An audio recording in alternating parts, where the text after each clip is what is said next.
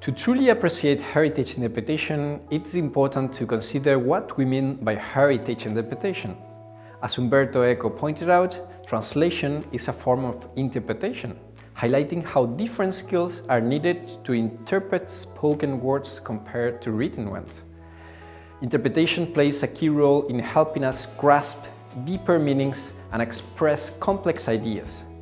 Mediation, which involves negotiating between different viewpoints, shows us how people share the many layers of heritage.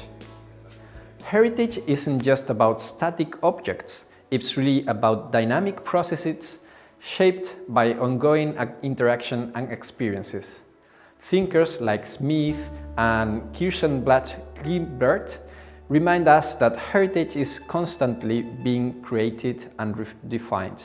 To navigate the complexities of scientific methods and discussions surrounding heritage, experts from various fields are essential.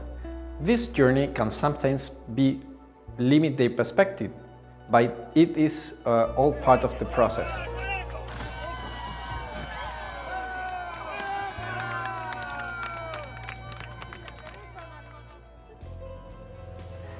The Convention concerning the protection of the world cultural and natural heritage, adopted by UNESCO in 1972, highlighted key aspects of heritage, extending our understanding to include both tangible, like buildings and monuments, and intangible, like tradition and languages elements.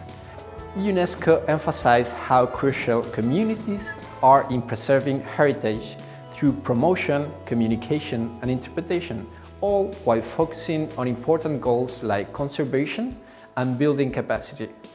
Let's not forget the ICOMOS Charter for the Interpretation and Presentation of Cultural Heritage Sites, which lays out important principles such as making heritage accessible, respecting authenticity, and valuing inclusiveness.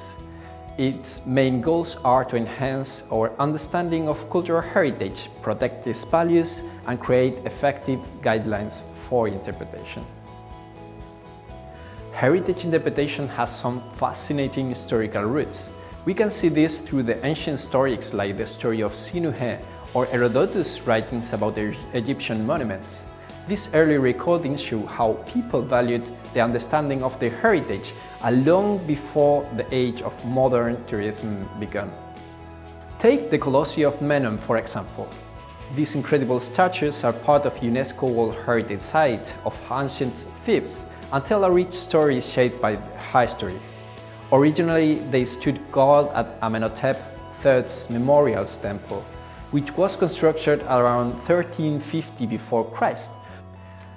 Though the temple suffered significant damage from an earthquake, the Colossi have endured through the ages.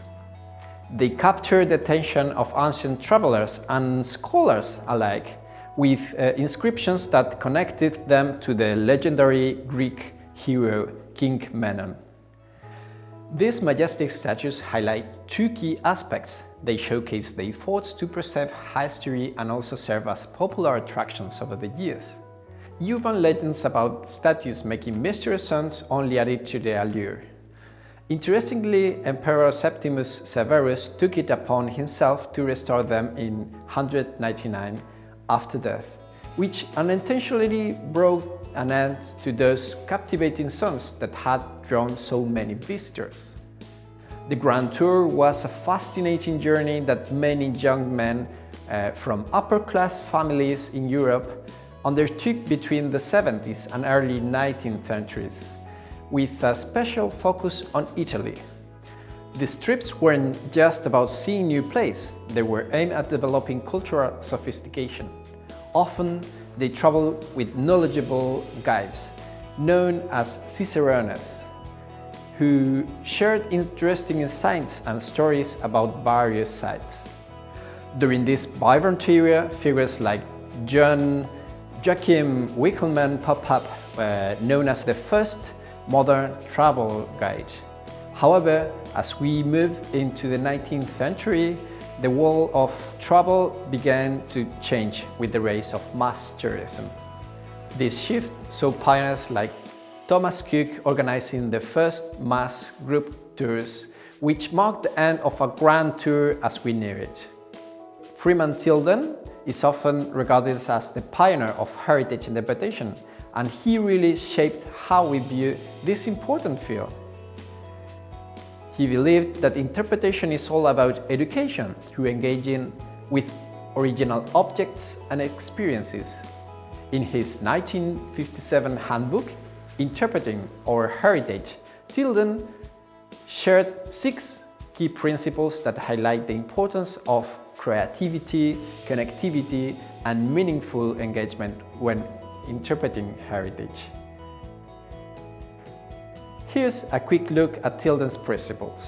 First, it's important to connect with visitors' experiences. There is a big difference between simply sharing information and truly interpreting it.